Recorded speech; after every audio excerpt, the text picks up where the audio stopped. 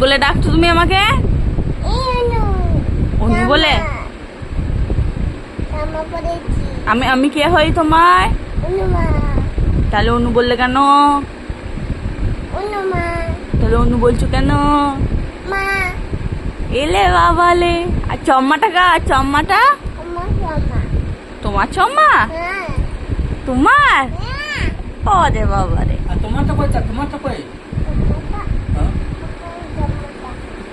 না তোমার চম্মাটা ওইখানে আছে, ওই কলঙ্গাটায় আছে।